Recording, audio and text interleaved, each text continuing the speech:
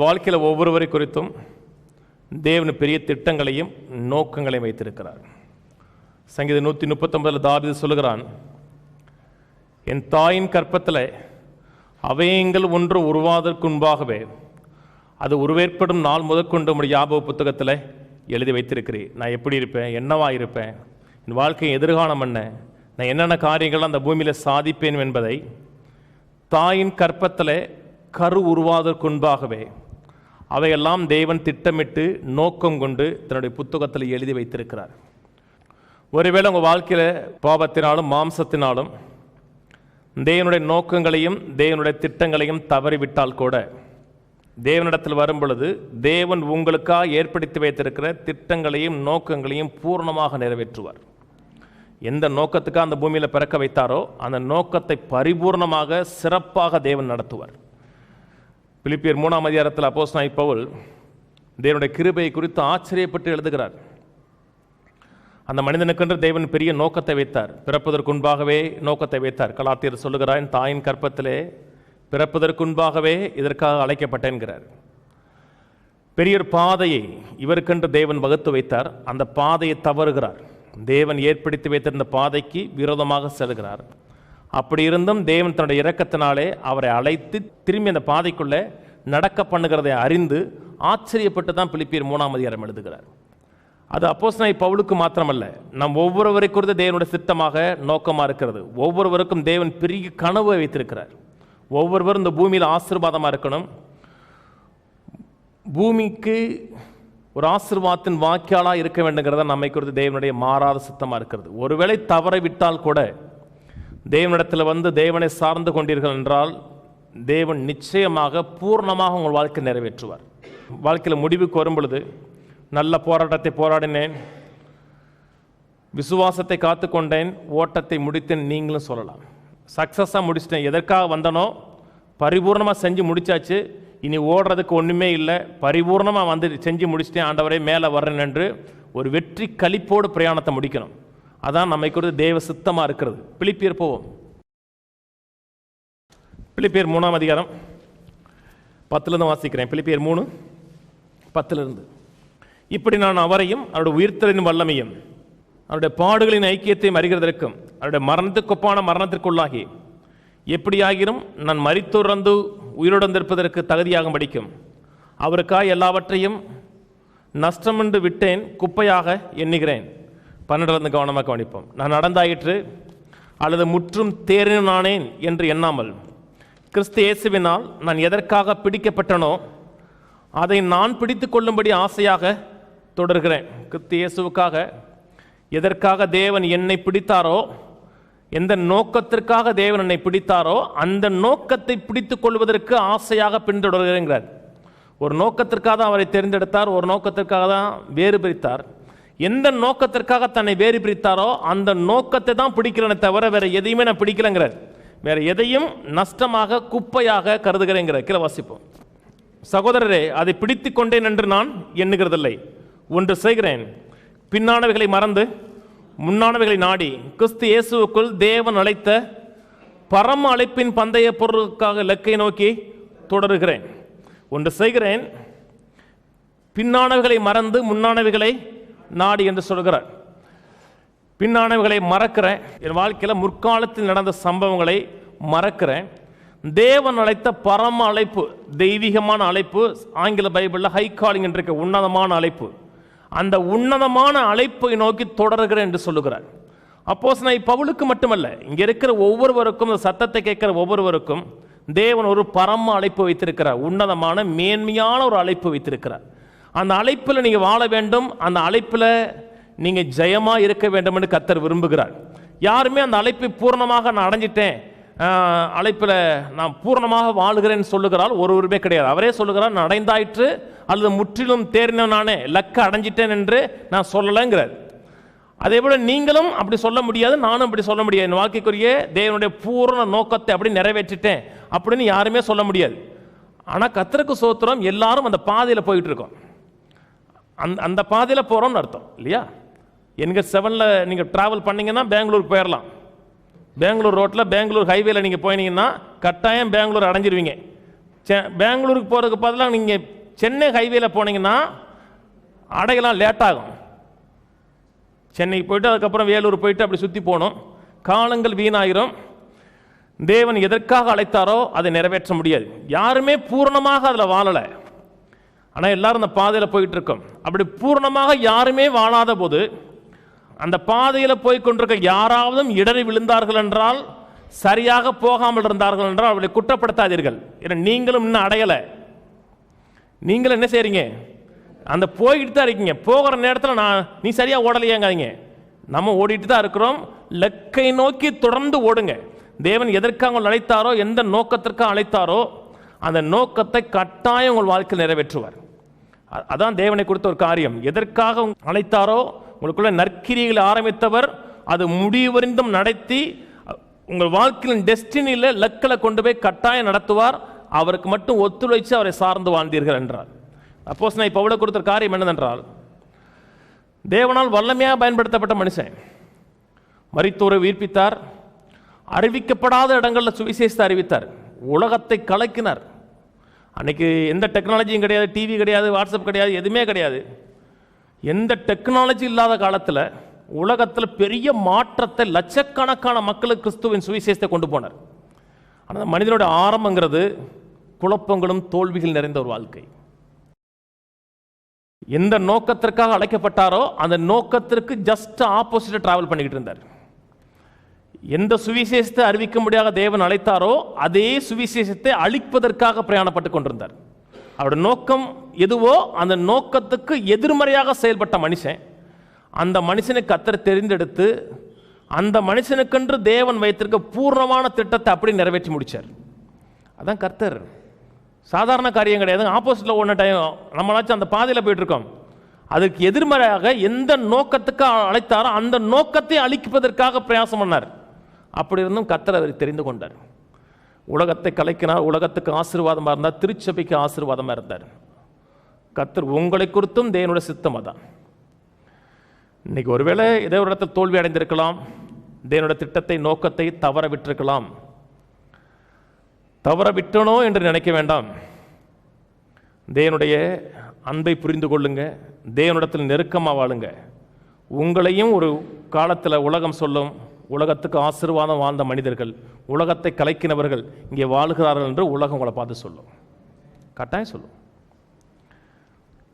சொல்றார், பின்னானவைகளை மறந்துங்கிறார் இல்லையா?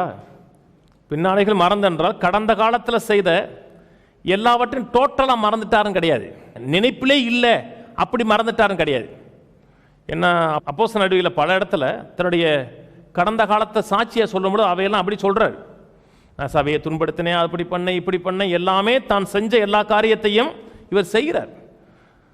என்ன, ஸ்தேவானுடைய கொலைக்கு முக்கிய காரணமாக இருந்தவர், அந்த கொலையை முன்னின்று நடத்தின மனுஷன். வீடு வீடா சென்று யாரெல்லாம் கிறிஸ்துவை ஏற்றுக்கொண்டிருக்கிறார்களோ கிறிஸ்துவை மறுதலிக்கும்படியாக அவர்களை துன்புறுத்தினவர், ஜெயிலில் போட்டவர், பல தீமை செஞ்ச மனுஷன். இப்ப சொல்லுகிறார், பின்னானவைகள் எல்லாம் மறந்துட்டேன்னா நினைப்பிலே இல்லைன்னு கிடையாது. இல்லை, கவனிங்க.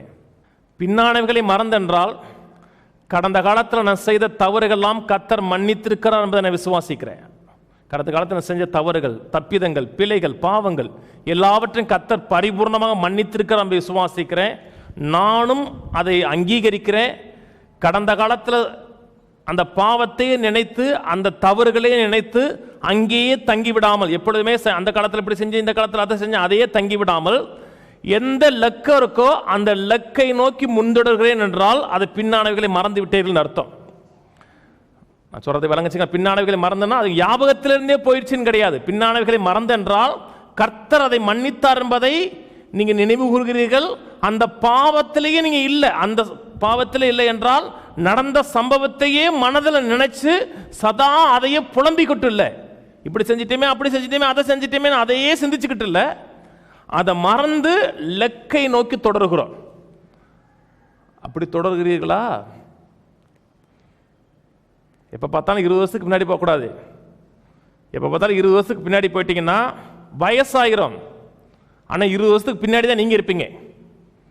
இந்த மனுஷன் சாதிச்சார், ஜெயம் எடுத்தார் என்றால் கடந்த காலத்தில் நடந்த அத்தனை காரியங்களையும் மறக்கென்றால் மனதிலிருந்து மறக்கல. அந்த தவறுகளை தேவன் மன்னித்தார் என்பதை தவற நான் மறக்கிறேன், அதையே சிந்தித்து புலம்பிக் கொண்டில்ல. மனுஷன் சொல்கிறார், தேவனை தூஷணம் பண்ணனே சொல்றார்.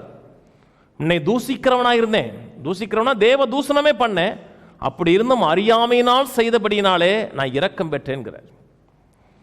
எந்த தவறு செஞ்சிருந்தாலும் சரி, தேவனுக்கு விரோதமாக கலகம் செய்திருந்தாலும் சரி, நீங்கள் யாரும் சபையை துன்புறுத்தல, சபையை அழிக்கல, சபைக்கு விரோதமாக யாரும் செய்யல. அவ்வளவு மோசமான காரியம் செய்திருந்தால் கூட கர்த்தரிடத்தில் வந்தீர்கள் என்றால் கர்த்தர் உங்களை மன்னிப்பார். மன்னிக்கிறது மட்டுமல்ல, எந்த நோக்கத்துக்கு அவங்க டிசைன் பண்ணாரோ அந்த டிசைன் பண்ண இடத்துக்கே உங்களை கொண்டு போய் சேர்ப்பார். அதான் கர்த்தர். காம்பேன், சில கேரக்டர்லாம் காம்பேன். ஒரு சில வாரங்கள் மக்கள் தேவன் தன்னை பூர்ணமாக மன்னித்தார் என்பதை மக்கள் ஏற்றுக்கொள்ளல. அதாவது முற்றிலுமாக மன்னிச்சிட்டார், மன்னித்து அவருடைய குடும்பத்தில் குமாரனாக குமாரத்திகளாக வாழ வைத்து உரிமைகளையும் ஸ்லாக்கியங்களையும் கொடுத்து பாவமே செய்யாத மனிதனை போல என்னை மாற்றி எந்த நோக்கத்துக்காக வடிவமைத்தாரோ அதில் கொண்டு போய் என்னை சேர்த்து உலகமே ஆச்சரியப்படத்தக்க விதத்தில் என் வாழ்க்கையை மாற்றுவார் என்று மக்கள் விசுவாசிக்கல, அதை விரும்பலை, எதிர்பார்க்கல. ஏன் எதிர்பார்க்கலன்னா, தேவன் தன்னை பூரணமாக மன்னித்திருக்கிறார் என்பதை குறித்த உணர்வு மக்களுக்கு இல்லை. என்ன டோட்டலாக மன்னிச்சிட்டார். கடந்த காலத்தை செஞ்ச தவறுகள், தப்பிதங்கள், அநியாயங்கள், தேவனுக்கு விரோதமாக செய்த கலகங்கள் அத்தனையும் டோட்டலாக மன்னிச்சிட்டாரு. அது அவருடைய மனதிலேயே இல்லை என்று மக்கள் நினைக்கல. இன்னைக்கு மக்கள் என்ன சொல்றாங்கன்னா, நீ பாவம் செஞ்சிட்டியா, பாவங்கிறது உன் காலில் குத்துல பெரிய ஆணி மாதிரி, ஒரு 5 இன்ச்சு ஆணி மாதிரி. நீ கத்தடத்தில் வரும்போது என்ன செய்வார் என்றால், கத்தர ஆணியை தான் பிடுங்குவார், ஆனால் காயம் அவன்கிட்ட இருக்குங்கிறாங்க. கத்தடத்தில் வர்றியா, மனம் திரும்பியா, கத்தர் என்ன செய்வார், ஆணியை பிடுங்குவார். ஆனால் ஒன்னால சரியா நடக்க முடியாது. ஏன்? ஆணி குத்தின காயம் இருக்கும். கத்தர் ஆணியை மட்டும் இல்லைங்க, அந்த காயம் இருந்த இடமே இல்லாத அளவுக்கு மாத்திட்டு முன்னாடி ஓடுறதை காட்டும் சிறப்பாக ஓட வைப்பார். அதான் கத்தர். கத்தர் ஒரு காரியத்தை ரெஸ்டோர் பண்றார் என்றால் தரத்திலையும் அளவிலையும் மேலானதாக சிறப்பாக வைப்பார். சில மக்கள் என்ன சொல்றாங்கன்னா, கத்தர் என்னைக்கு தன்னுடைய குடும்பத்தில் உங்களை சேர்க்கிறாரோ, மறுபடியும் பிறக்க வைக்கிறாரோ, அன்னைக்கு கழுகு கூட்டத்தில் நீங்க பிறந்துட்டீங்க, உயரத்தில் உன்னதத்தில் பறக்கிற ஒரு குடும்பத்தில் சேர்த்துட்டு கத்தர் சேர்த்துட்டாரு. ஆனால் பாவம் செஞ்சிட்டீங்கன்னா ரெக்கையை பிடிங்கிடுவாருங்கிறாங்க. பாவம் செஞ்சிட்டியா, தேவனுக்கு விரோதமாக கலகம் பண்ணிட்டியா, இனி கத்தர் ஒன்று செய்ய மாட்டார், பறக்க விட மாட்டார். எப்படியாவது இந்த பூமியில் உரண்டு தவிச்சு, ஆண்டவரே எப்படியாவது நீ பரலோகத்தில் கொண்டு போய் சேருன்னு, அவ்வளோதான் உனக்கு. இன்னும் பூமியில் உனக்கு விடிவு காலம் கிடையாது. ஏன்? பாவத்தில் விழுந்துட்ட.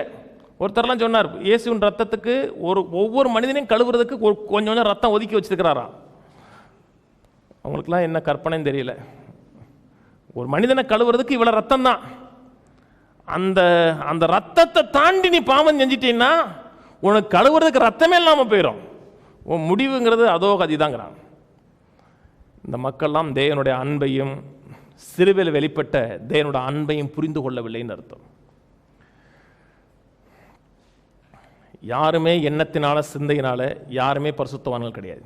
மாம்சத்தில் நன்மை ஒன்றும் இல்லை. எல்லாரும் பாவம் செஞ்சவர்களா? எல்லாரும் சொல்றேன், என்னையும் சேர்த்தான் சொல்றேன். பாவம் செய்யாத ஆள் யாருங்க? ஒருத்தர் கூட கிடையாதுங்க. நன்மை செய்ய வேண்டும் என்று அறிந்து நன்மையை செய்யவில்லை என்றால் என்னது? பாவம். அவிசுவாசத்தில் வருகிற எல்லாமே பாவம். விசுவாசமாக செய்யாமல் அவிசுவாசம் செய்கிற அத்தனையும் பாவம். தேவன் பரிசுத்தர்னு உங்களுக்கு தெரியும், ஆனால் தேவனுடைய உண்மையான சுபாவம், தேவன் அன்பாகவே இருக்கிறார் என்று மக்களுக்கு தெரியாது. சொல்லுகிறார், நான் பின்னானவைகளை மறக்கிறேன் என்றால் சதா அங்கே போல நான் 10 வருஷம் முன்னாடி அதை செஞ்சிருக்கலாமே, இதை செய்யாமல் இருந்திருக்கலாமே, அதை மட்டும் செஞ்சிருந்தோம்னா எப்படி இருக்கும், இதை மட்டும் செய்யாமல் இருந்தால் எப்படி இருக்கும் அப்படின்னு கடந்த காலத்துக்கு நான் போல, கடந்த காலத்தை டோட்டலாக மறக்கிறேன். கடந்த காலத்தை செய்த தவறுகள், தப்பிதங்கள், அநியாயங்கள், தேவனுக்கு விரோதமாக செய்த கலகங்கள் அத்தனை மறந்து தேவனை மன்னித்தார் என்பதை விசுவாசிக்கிறேன். இப்போ எதற்காக தேவனை பிடித்தாரோ அந்த லக்கை நோக்கி மட்டும்தான் தொடர்கிறேன். மனதில் இருக்கிறது என்னது? அந்த லக்கு மட்டும்தான். எந்த நோக்கத்துக்கு அழைச்சாரோ அந்த நோக்கம் நிறைவேறணும். திருப்பி சொல்றேன், கர்த்தர் உங்களை அழைத்திருக்கிறாரா? உங்களுக்கு அது நோக்கம் வைத்திருக்கிறாரா? அந்த நோக்கமும் திட்டமும் ஒரு நாளும் மாறாது, ஒரு நாளும் மாற்றப்படாதது. நீங்க எப்படி இருந்தாலும், நீங்க என்ன தவறு செய்தாலும், பாவத்துங்கிற உளையான சேற்றில் உழண்டு கொண்டிருந்தாலும் அந்த நோக்கம் மாறாது. அதான் நோக்கம். நோக்கம் மாறுமா? நோக்கம் மாறவே மாறாது. வேதம் சொல்லுகிறது, வாசிப்போம். ரோமர் 11:29 வாசிக்கிறேன். தேவனுடைய கிருபை வரங்களும் அவர்கள் அழைத்த அழைப்பும் மாறாதவைகளே.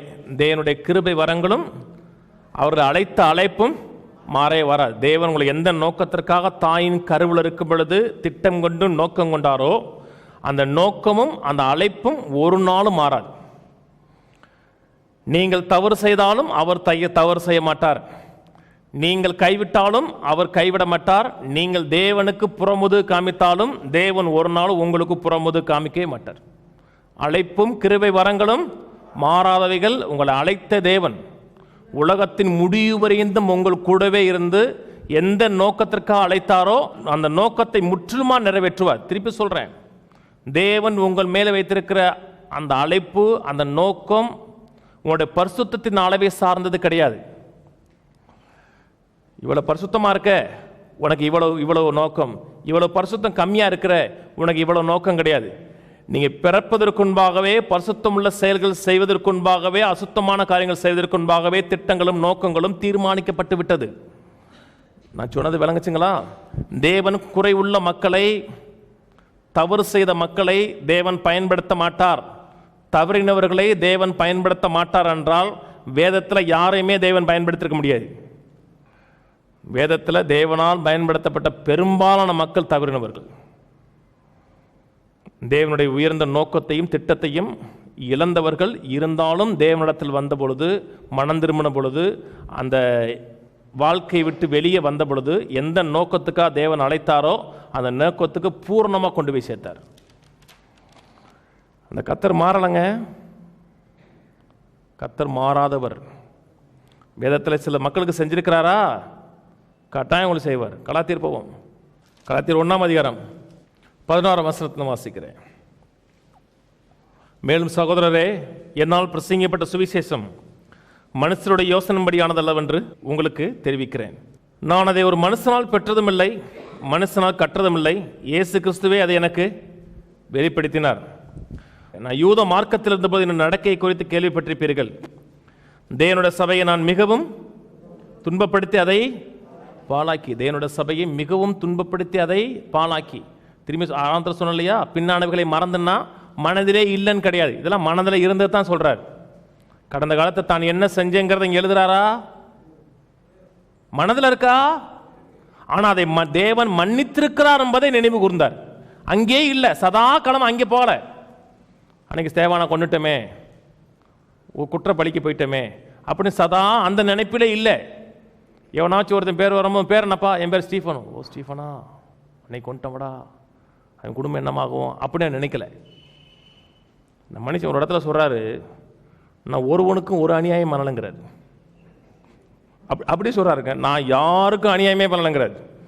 அப்போ நீ அதெல்லாம் முன்னாடி அதெல்லாம் மறந்தாச்சுங்கிறாரு. மறந்தாச்சு, அதே நினச்சிக்கிட்டு இருக்கல, அதே சிந்திச்சுக்கல, நான் யாருக்கும் அநியாயமே பண்ணலைங்கிறார். இப்போ என்ன, லக்க நோக்கி தொடரும் பொழுது வீணான லக்கேஜ் இருக்கக்கூடாது. அப்படி செஞ்சிட்டுமே, இப்படி செஞ்சிட்டுமே, இதை செஞ்சிட்டேமே இல்லாமல் தேவன் எனக்காக நோக்கத்தை வைத்திருக்கிறார். அந்த நோக்கம் மட்டும்தான் நம்ம கண்ணில் இருக்குமே தவிர எதுவுமே கண்ணில் இருக்காதுங்கிற ஒரு பூர்ண நிச்சயம் அவசியம். கீழே வாசிப்போம்.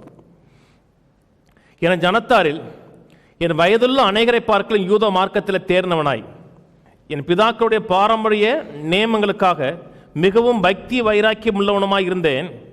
அப்படி இருந்தோம்னா இவ்வளோ, அதாவது சபையை கெடுத்தேன், சுவிசேஷத்தை அழிக்கணும்னு நினச்சேன், சபையே இருக்கக்கூடாதுன்னு நினச்சேன். அப்படி இருந்து நான் செஞ்சும் என் தாயின் கற்பத்தில் இருந்தது போல் என்னை பிரித்தெடுத்து கிருபையினாலே அழைத்த தேவன் தம்முடைய குமாரனை நான் பிரஜாதிகளிடத்தில் சுவிசேஷமாக அறிவிக்கும் பொருட்டாக அவரை எனக்குள் வெளிப்படுத்த பிரியமாக இருந்தது பொழுது உடனே நான் மாம்சத்தோடும் இரத்தத்தோடும் யோசனை பண்ணலை. அப்படி செஞ்சேன், அநியாயம் பண்ண, சபையை அழிச்சேன்.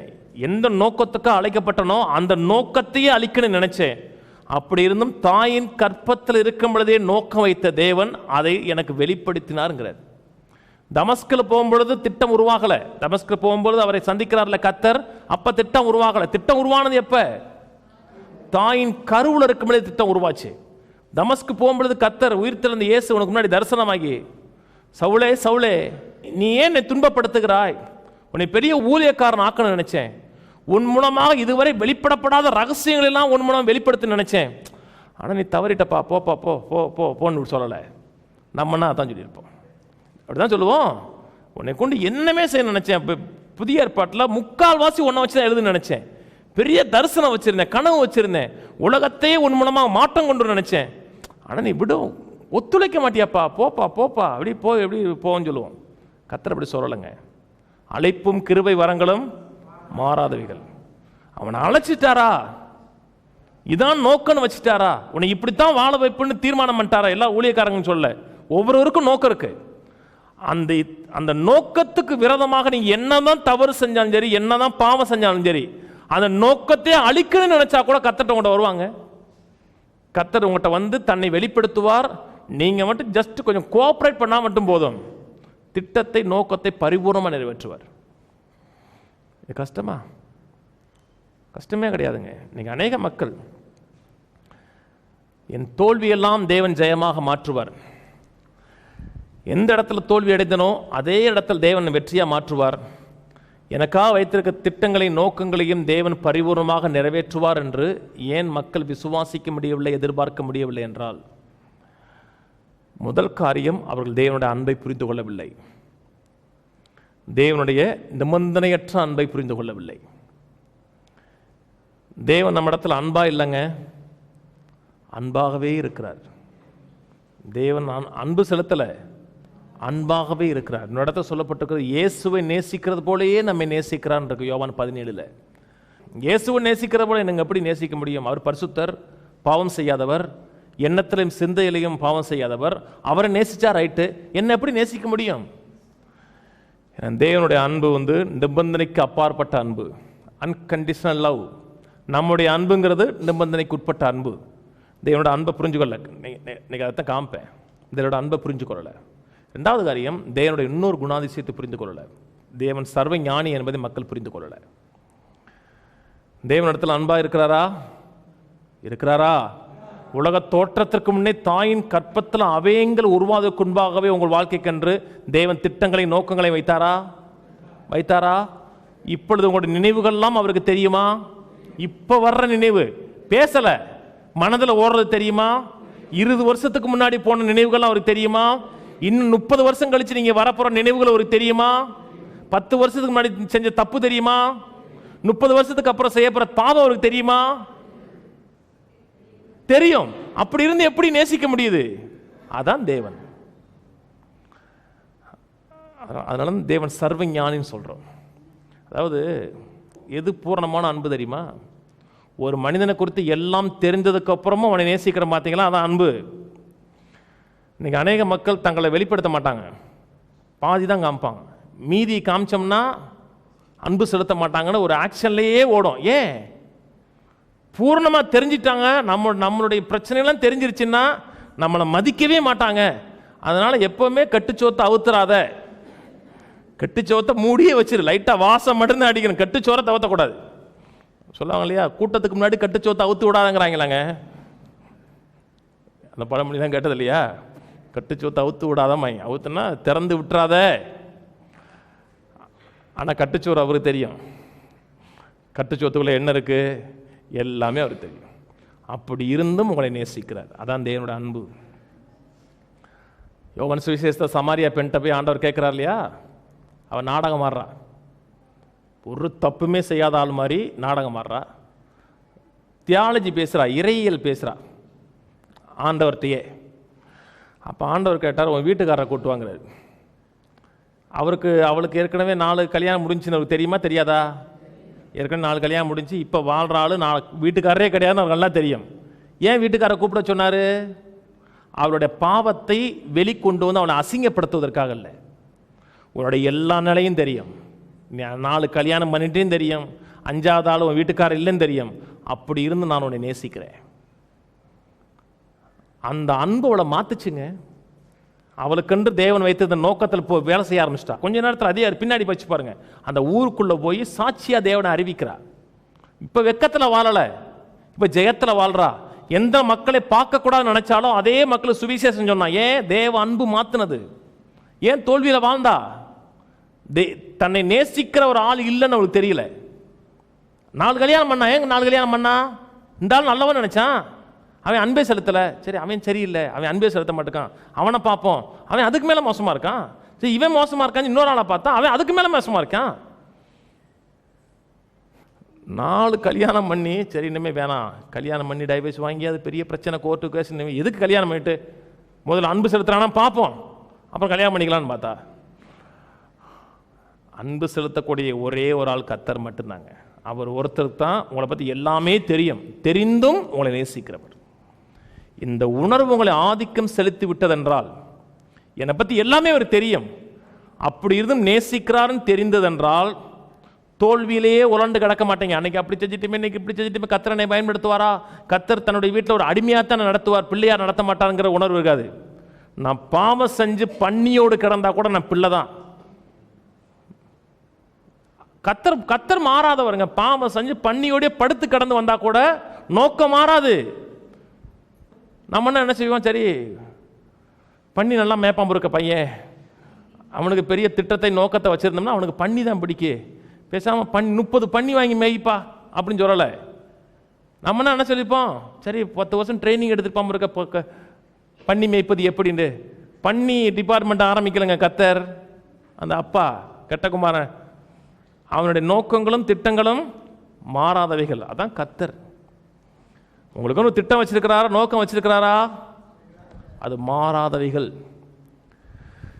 ஏசியா போவோம். 46:9 வாசிக்கிறேன். முந்தி பூர்வ காலத்தில் நடந்தவைகள் நினையுங்கள், நானே தேவன், வேறொரும் இல்லை, நானே தேவன், எனக்கு சமானம் இல்லை. அந்தத்தில் உள்ளவைகளை ஆதி முதற்கொண்டும் இன்னும் செய்யப்படாதவைகளை பூர்வ காலம் முதற்கொண்டும் அறிவிக்கிறேன். என் ஆலோசனை நிலைநிற்கும், எனக்கு சித்தமானவைகள் எல்லாம் செய்வேன் என்று சொல்லி கடை சொல்லுகிறார். அந்தத்தில் உள்ளவைகள்னா முடிவில் உள்ளவைகளை முதல்ல இருந்தே சொல்றேங்கிறார். எந்த பிகினிங்லேயே சொல்லிடுவேங்கிறார். யாருக்கு சொல்ல முடியும்? இப்படி முடிவு யாருக்கும் தெரியும்? அந்தத்தில் ஃபைனல் இருக்குது, ஃபைனலை ஆரம்பத்தில் சொல்லிடுவேன். கர்த்தருக்கு ஒருத்தர் தான் முடிவு எப்படி இருக்குன்னு அவருக்கு தெரியும். உங்க முடிவு எப்படி இருக்கும்? எப்படிங்க இருக்கும்? சம்பூர்ணமாக இருக்கும். அது அவருக்கு மட்டும்தான் தெரியும். இன்னைக்கு உங்களுடைய எதிர்காலம் உங்களுக்கு தெரியாது, அவருக்கு தெரியும். அவர் ஒருத்தர் தான் முடிவை ஆரம்பத்திலேயே அறிவிக்கிறவர். நம்மளாம் அப்பப்போ அறிவிச்சிட்டே போவோம். பிள்ளைகள் சரியில்லையா, நல்ல பிள்ளைகளா இல்லையா, பிள்ளைகள் எப்படி வாழ நினைக்கிறீங்களோ முடிவை சொல்லுங்க. என் பிள்ளைகள்லாம் கர்த்தரால் போதிக்கப்பட்டிருப்பாருன்னு சொல்லுங்க. என்னங்க, அதான் பரலோக தகப்பன் மூலம் செயல்படுறீங்கன்னு அர்த்தம். முடிவை பிகினிங்லேயே சொல்லணும். என்னங்க, கிளைமேக்ஸ் முதல்ல, அப்புறம் தான் ஆரம்பிக்கிற, அப்படி தான் வாழ்க்கை இருக்கணும். கிளைமேக்ஸை பார்த்துட்டோம்னா, ஒரு படத்தோட கிளைமேக்ஸை பார்த்துட்டீங்க, கிளைமேக்ஸை பார்த்துட்டீங்கன்னா உங்களுக்கு வந்து த்ரில்லிங்காக இருக்குமா? த்ரில்லிங்காக இருக்க, வாழ்க்கை என்ஜாயாக இருக்கும், பயம் இருக்காது. உங்கள் வாழ்க்கைக்குன்ற தேவன் வைத்திருக்க கிளைமேக்ஸுங்கிறது ஏற்கனவே அவர் அறிவிச்சாச்சு. இதை அறிவித்து டெய்லி அறிவித்து கொண்டே இருந்தீர்கள் என்றால் வாழ்க்கை ஜெயமாக இருக்கும். ஆபிரகாமை பார்த்து கர்த்தர் சொல்லுகிறார், இல்லாதவையில் இருக்கிறத போல் அழைக்கிறார். ஏன்? முடிவை பிகினிங்கில் ஸ்டார்ட் பண்ணுறார். பல தேசங்களுக்கு தகப்பன் அறிவிக்கிறார். ஆபிரகாம் விவசாய சங்க கூட்டத்துக்கு போயிருக்காருன்னு வச்சுங்க, இல்லாட்டா ஆடு மேய்ப்பருடைய சங்கத்துக்கு போயிருக்காருன்னு வச்சுக்கோங்க. அங்கே போன உடனே, ஆபிரகாம் உங்கள் பேர் என்னங்க? ஆபிரகாம். எத்தனை பிள்ளைங்க? ஒன்றும் பிள்ளைலாம் இல்லைங்க, ஆனால் பேர். பல தேசங்களுக்கு தகப்பங்க. பிள்ளை எத்தனை? பிள்ளைலாம் ஒன்றும் இல்லை, ஆனால் பேர். ஏன் அப்படி சொன்னீங்க? தேவன் முடிவை ஆரம்பத்தில் பேச சொன்னார். அதான் கர்த்தர். ஒரு முடிவு என்ன, எப்படி இருக்கணும்? என்னங்க, சம்பூர்ணமாக இருக்குன்னா ஆரம்பத்தில் டெய்லி சொல்லணும், என் வாழ்க்கை நல்லா இருக்கும், தேவனுடைய நோக்கங்கள் நிறைவேறும், தேவனுடைய திட்டங்கள் நிறைவேறும், தேவன் எனக்குண்டு வாக்குத்தத்தம் பண்ணியிருக்கோம், அத்தனை நிறைவேறுங்கிறதை ஸ்டார்டிங்லேயே சொல்லுங்க. முடிஞ்சதுக்கு அப்புறம் இல்லைங்க, ஆரம்பத்திலே சொல்லுங்க. தேவனை குறித்த ஒரு காரியம், தேவன் அன்புள்ளவர். 2வது, தேவன் சர்வஞானி. தேவனை குறித்த 3வது காரியம், தேவன் சர்வ வல்லவர். இது மூணும் தெரிஞ்சுன்னா உங்களுக்கு கொண்டு தேவன் அழைத்த அழைப்பையும் நோக்கத்தையும் கட்டாயம் நிறைவேற்றுவார் என்பது உங்களுக்கு நல்லா தெரியும். தேவன் அன்பாகவே இருக்கிறார். உங்களுக்கு வந்து எல்லாமே தெரியுமா? உங்கள் தவறுகள் தெரியுமா? பிழைகள் தெரியுமா? 10 வருஷம் கழிச்சு செய்கிற பாவம் தெரியுமா? அப்படின்னா தேவன் அன்பா இருக்கிறாரா? நோக்கங்களும் திட்டங்களும் மாறாதவைகள். அதை தேவனை குறித்து இன்னொரு காரியம் என்னதென்றால், தேவன் சர்வ வல்லவர். பாவத்தின் மூலமாக பிசாசு அழிக்க நினைக்கிறதை காட்டிலும் தேவன் தன் கிருபையின் மூலமாக உங்களை உருவாக்க நினைக்கிற வல்லமை அதிகம். இன்னைக்கு சபை ஏன் தேவன் என் வாழ்க்கையில் வைத்திருக்க திட்டங்களையும் நோக்கங்களையும் கட்டாயம் நிறைவேற்றுவார் என்று எதிர்பார்க்க முடியலன்னா, பாவத்தின் மூலமாக பிசாசு செய்கிற அழிவை குறித்த அறிவு அதிகமாக இருக்கிறது. ஆனால் கிருபையின் மூலமாக தேவன் செய்கிற அந்த உருவாக்கும் வல்லமை குறித்த அறிவு கம்மியாக இருக்கிறது. பாவம் பெருசா கிருபை பெருசா? கிருபை தான் பெருசு. நீங்கள் பாவத்தினால் செய்த தவறுகளை காட்டிலும் கிருபையின் மூலம் வரக்கூடிய வெற்றிங்கிறது அளவுக்கு அதிகமாக இருக்கும். அதனால வேதம் சொல்லுது, பாவம் பெருகிற இடத்தில் கிருபை மிகவும் அதிகமாக பெருகிட்டு. கிருபை பெருகிட்டுன்னு சொல்லலை, கிருபை மிகவும் அதிகமாக பெருகுது. ஏன் கிருபை மிகவும் அதிகமாக பெருகுதுன்னா, பாவத்தில் வாழ்றதுக்காக, அந்த பாவத்தை மேற்கொண்டு பாவம் செய்கிற விளைவை காட்டிலும் கிருபை செய்கிற விளைவு உங்கள் வாழ்க்கையில் ஆதிக்கம் செலுத்துறதுக்காக கிருபையை கூட்டி கொடுக்கிறார். எப்பவுமே பாவம் மனசுல வரக்கூடாதுங்க. எது வரணும்? கிருபை, கர்த்தருடைய வல்லமை, கர்த்தருடைய பராக்கிரமம், அது மட்டும்தான் வரணும். அது என் 17 ஆபிரகாம் கர்த்தர் வந்து சொல்றாரு, ஆபிரகாமே சர்வ வல்லமையுள்ள தேவன் அறிந்து உத்தமனாரு. சும்மா உத்தமனா இருக்காத, நீங்க எல்லாருமே உத்தமர்கள் தான். தேவனுடைய பிள்ளைகள்லாம் உத்தமர்களா? உத்தம. ஆனா தேவனுடைய சர்வ வல்லமை குறித்த அறிவு இருக்கா? அதான் இல்லை.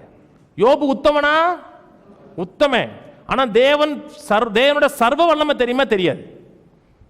பிசாசோட அழிக்கிற வல்லமை தான் தெரியும் அவனுக்கு. தேவன் காப்பாற்றுவாருங்கிற வல்லமை தெரியல. தேவனோட சர்வ வல்லமை தெரிஞ்சுன்னா எந்த நிலையில் இருந்தாலும் கர்த்தர் திரும்பி அவனை கொண்டு வருவார். புரியுதா இல்லைங்களாங்க? தேவனால் கை நீட்டி தூக்க முடியாத அளவுக்கு நீங்க ஒரு நாளும் போகவே மாட்டீங்க. தேவனுடைய கரத்தை தாண்டி நான் போயிட்டாருங்க, கைவிட்டு போச்சுங்க. தேவனுடைய கைவிட்டு போகக்கூடிய அளவுக்கு எந்த சம்பவமே நடக்காது. எவ்வளவு தூரம் போனாலும் கரம் பிடிச்சு தூக்குவார். ஒரு சில நாட்களை காமிக்கிறேன், எப்படி தோல்வியில் வாழ்ந்த மக்களை கர்த்தர் ஜெயமாக மாற்றினார். முதல் காரியம், ஆபிரகாம் விசுவாச தகப்பன், முன்னோடி, விசுவாசத்துக்கு முன்னோடி. தேவன் ஆபிரகாமை பார்த்து சொன்ன, என் ஃப்ரெண்டுன்னார். ஆபிரகாம் தவறு செஞ்சாரா? பாவம் செஞ்சாரா? பல பாவம் செஞ்சார். பிள்ளை பெறலங்கிறதுக்காக இன்னொரு பொம்பளை மூலமாக பிள்ளை பெற்றுக்கிட்டார். ஒருவேளை நான் ஆபிரகாம்னு வச்சுக்கோங்க, எனக்கு பிள்ளை பிறக்கலை, இன்னொரு ஆளை கல்யாணம் பண்ணி பிள்ளை பெற்றுக்கிட்டே என்னை ஊழியக்காரனை ஏற்றுக்குவீங்களா?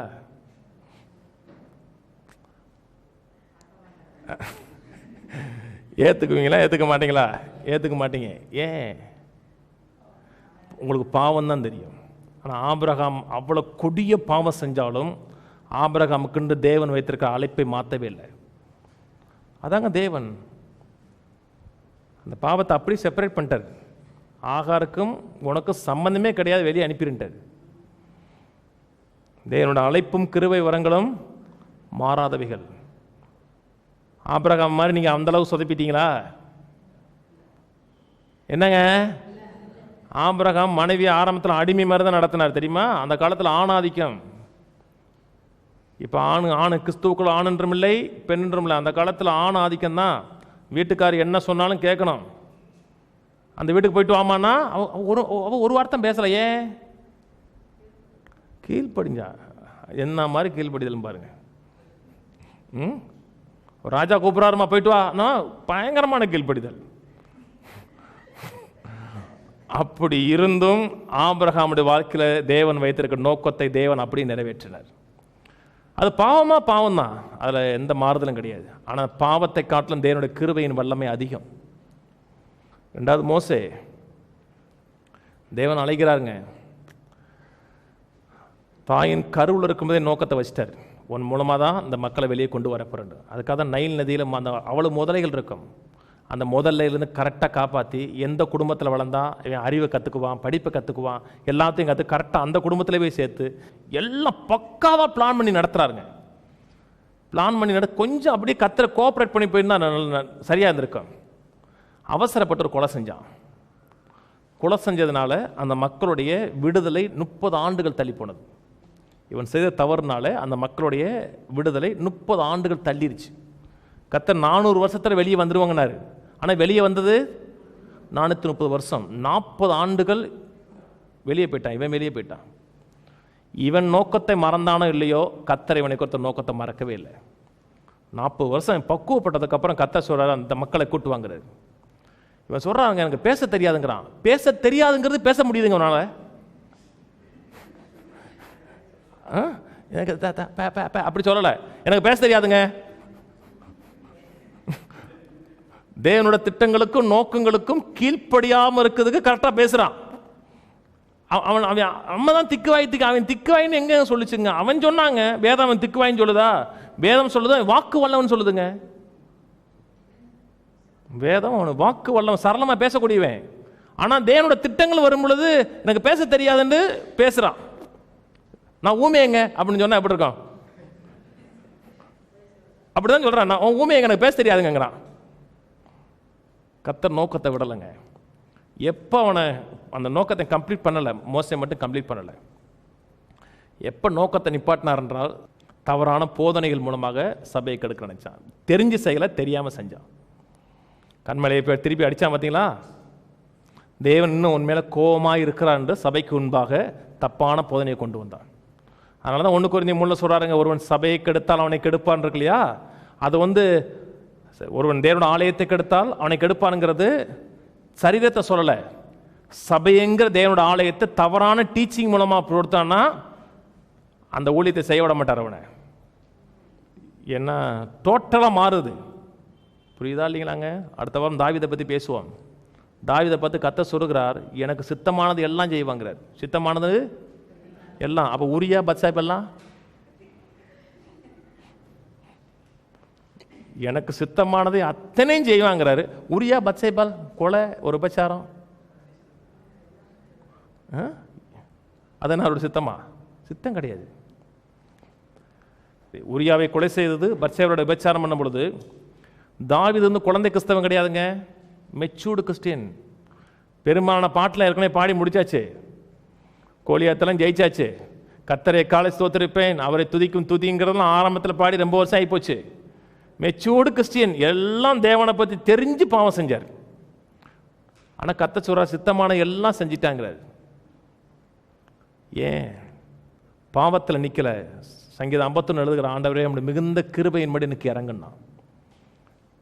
பாவத்தை நோக்கி பார்க்கலாங்க, தேவனுடைய கிருபையின் மேலே விழுந்தான். தேவனுடைய கிருபையில் விழுகிறீங்களா? தேவனோட அன்பில் விழுகிறீங்களா? நீ என்ன அகால பாதாளத்தில் விழுந்தா கூட கர்த்தருடைய கரம் உங்களை தூக்கிடுங்க. தூக்கி எந்த இடத்துல கொண்டு போய் சேர்க்கணும்னு நினைச்சாரோ அந்த இடத்துல கட்டாயம் கொண்டு போய் சேர்ப்பார்.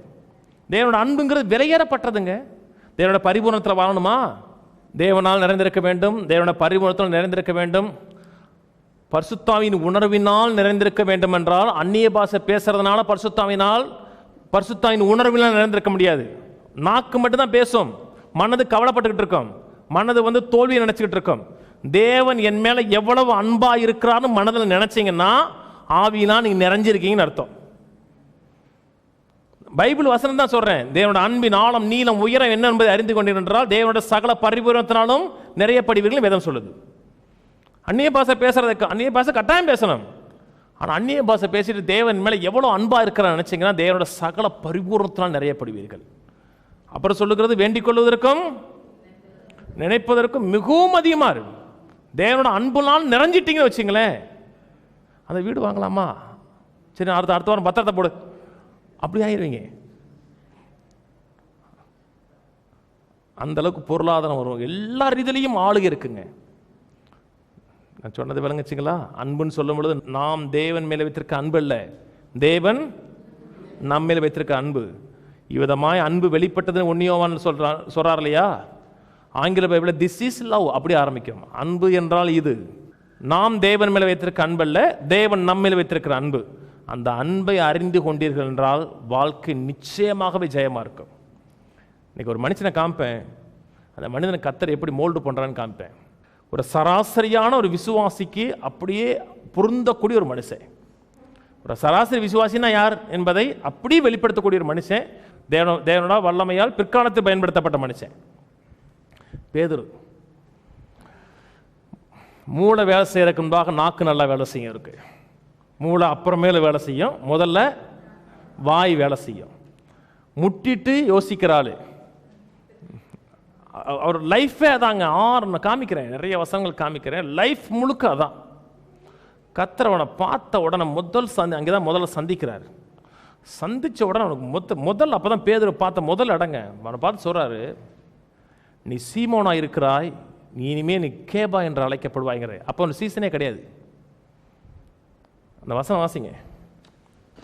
ஒரு காலத்திலையும் கடந்த காலத்தில் செய்த பாவங்களை நினைச்சுக்கிட்டே இருக்காங்க. பாவம் செஞ்சாச்சா? கர்த்தர் மன்னிச்சாச்சு. தேவனோட அன்பு மட்டும்தான் மனதில் இருக்கும். பாவம் செய்யுங்கன்னு சொல்லலைங்க, செஞ்சிட்டீங்கன்னா சொல்கிறேன்.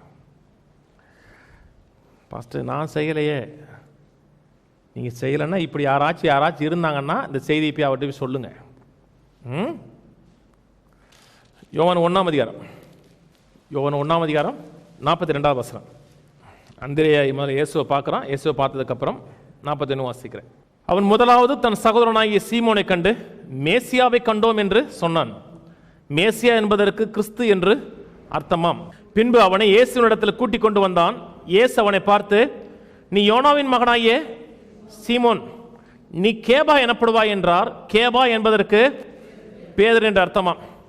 பார்த்தவொன்னு சொல்றாரு, உங்க அப்பா பேர் மோக்கன்னு சொல்றாருங்க. ஏன்னா அந்த காலத்தில் சீமோன் நிறைய பேர் இருப்பான். ஆண்டவர் உங்கள் பேர் தெரியுமா, உங்கள் அப்பா பேர் தெரியுமா, உங்கள் தாத்தா பேர் தெரியுமா, உங்கள் பூட்டன் பேர் தெரியுமா? நமக்கு தெரியாது, அவருக்கு தெரியும். கரெக்டாக சொல்கிறாருங்க. நீ யோனாவின் குமாரனாகிய சீமோன். எல்லாரும் நீ உன் ஃப்ரெண்டெல்லாம் நீ சீமோன் சூமன் தான் சொல்லிக்கிட்டு இருக்கான். இனிமேல் நீ சீமோன் கிடையாது, இனிமேல் நீ பேதுருங்கிறார். சீமோன்னா நாணல் எந்த பக்கமும் அழகி மாறும். காற்று இந்த பக்கம் அடிச்சுன்னா அந்த பக்கம் மாறிடும், காற்று அந்த பக்கம் அடிச்சுன்னா அந்த பக்கம் மாறிடும். கத்தர் ஆசீர்வதிப்பா, பெருக பண்ணுவோம், உயர்த்த வரணும், ஆமேனுங்க. கத்தர் தரித்திரத்தை கொடுப்பா, இல்லாமே கொடுத்து நம்ம சோதிப்பாருனா அதுக்கும் ஆமேன்னு சொல்லும். அவரும் கரெக்டாக தான் சொல்கிறாரு, இவரும் கரெக்டாக தான் சொல்கிறாரு. அவரும் ரொம்ப கரெக்டாக பேசுகிறாரு, இவரு கூட கரெக்டாக தான் பேசுகிறாரு. எதுனாலும் என்னது அந்த பக்கம் அப்படியே நான் அப்படியே சாஞ்சிடும். எல்லாமே நிறைவாக இருக்கும் பொழுது என் தேவையெல்லாம் கத்தர் அப்படி மைமின் ஐஸ்வர்யத்தின்படி சந்திப்பார். கொஞ்சம் குறையப்பட்டுச்சுன்னா ஆமாம் என்னத்தை சந்திச்சு என்னத்தை கண்டாரு, அப்படி மாறிடும். இதுதான் நாணல். அப்படி நாணனாக இருந்த மனிதனை கத்தர் பாறையாக மாற்றினார். வாழ்க்கை முழுவதும் அப்படித்தாங்க வாழ்க்கை. அடுத்த அதிகாரம் லூக்கா 4ஆம் அதிகாரம். இன்னும் சீசனாக மாறலை. இயேசு ஜெபாலயத்துக்கு போகிறார். ஜெபாலயத்துக்கு பக்கத்து வீடு பேதுரு வீடு. இன்னும் அந்த ஜெபாலயமும் பேதுரு வீடு இருக்குங்கிறாங்க. அந்த இயேசு போன ஜெபாலயமும் பக்கத்தில் இருந்து பேதுரு வீடும் பக்கத்தில் இருக்குது. ஜெபாலயத்துக்கு போகிறார். உடனே இயேசு மாமியாரை சுகமாக்குறார். சுகமாக்குனதுக்கப்புறம் பேதுரு சந்தோஷப்பட்டாருன்னு எதுவுமே இல்லை.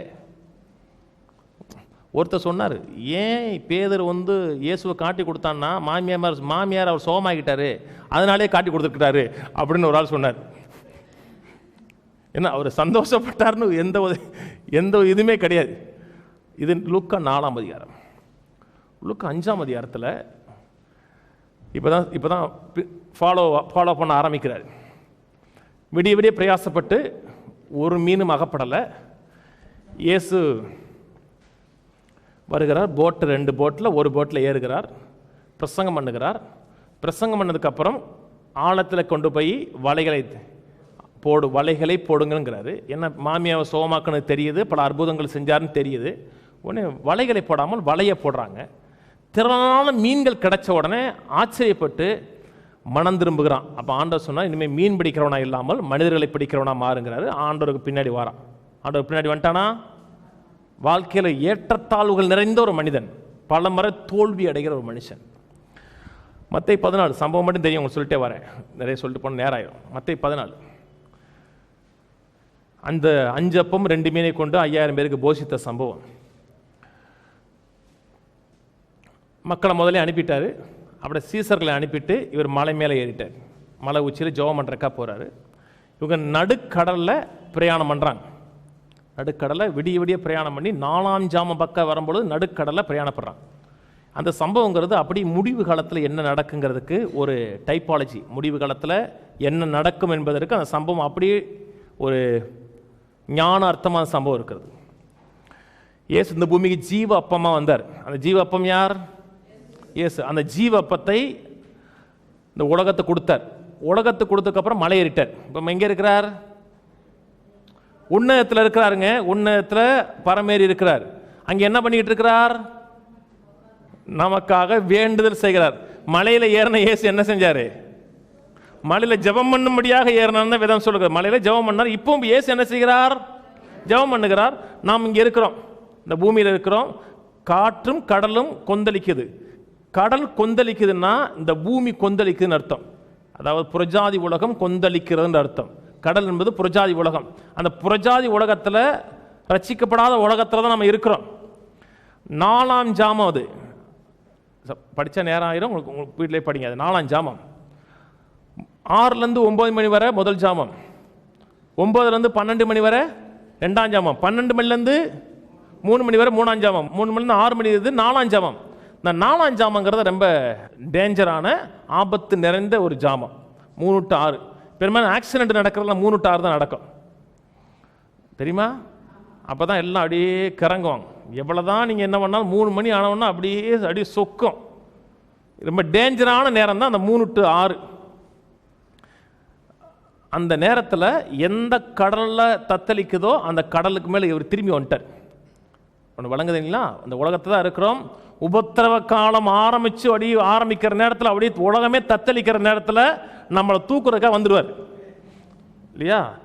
ஐயோ உலகம் உபத்திரவமாக கஷ்டம் ஒன்றும் வேணாம், அவர் மேலே இருந்து கரெக்டான நேரத்தில் அவங்க தூக்கம் வந்துடுவார். எந்த பிரச்சனையும் அதே பிரச்சனை மேலே ஆண்டவர் நடந்து வரார். பேதர் சொல்கிறார், ஆண்டவர் நீரை ஆனால் நானும் நடக்குவதற்கு என்னை கட்டளை இடுங்கிறோன்னா ஆண்டவர் சொன்ன வாண்டர். கண்கள் ஆண்டவர் மேலே இருக்கிறவர் நடந்து வராங்க. கண்கள் ஆண்டவர் விட்டு விலகணுன்னு மூழ்க ஆரம்பித்தான். இது தோல்வியா? இது தோல்வியா? பாவமா? விசுவாசம் இல்லாமல் வருகிற அத்தனையும் பாவம் தான்.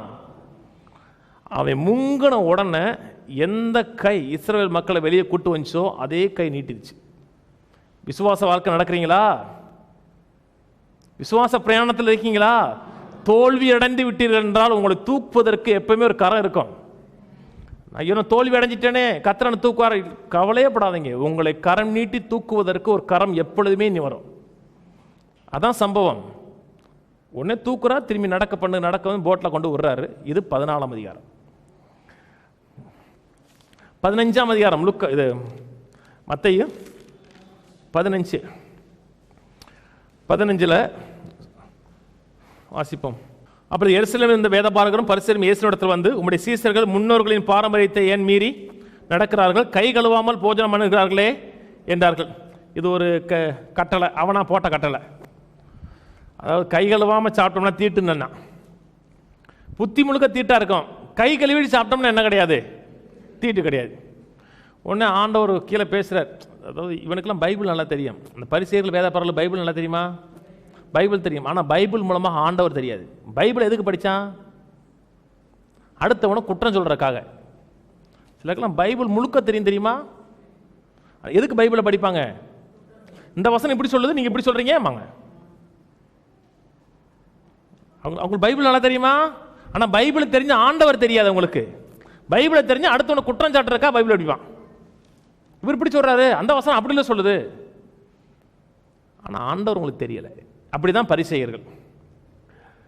ஒன்று ஆண்டவர் சொன்னார், உள்ளே போகிறது தீட்டுப்படுத்தாதப்பா, வாயிலிருந்து வெளியே வர்றதான் தீட்டுப்படுத்துங்கிறார்.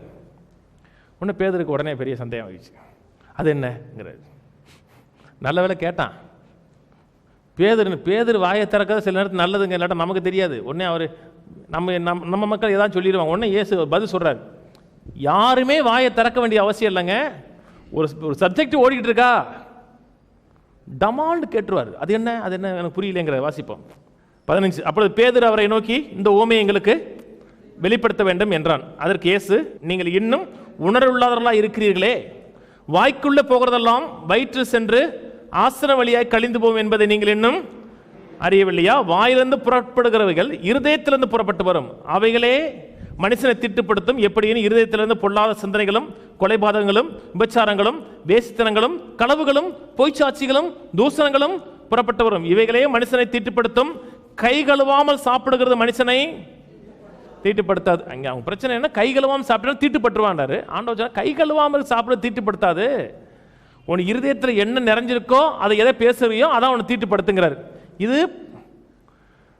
15 பேதுருவை தான் பார்க்குறேங்க. 16ஆம் அதிகாரத்தில் ஆண்டவர் கேட்குறா, என்னையெல்லாம் மக்கள் யார் என்று சொல்லுகிறார்கள்னு கேட்குறார்.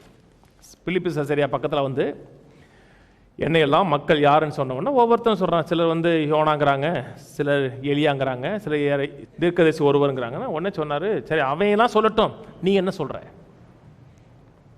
கர்த்தர் இப்போ உங்கள்கிட்ட தான் கேட்பாருங்க, என்னை நீங்கள் யாரென்று சொல்லுகிறீன்னு கேட்டவொன்னா கர்த்தர் பச்சிக்கிற அக்கினியாக இருக்கிறன்னு சொல்கிறாங்க. அதெல்லாம் அவன் சொல்லட்டும்ப்பா, நீ என்னப்பா சொல்கிறான் பாரு.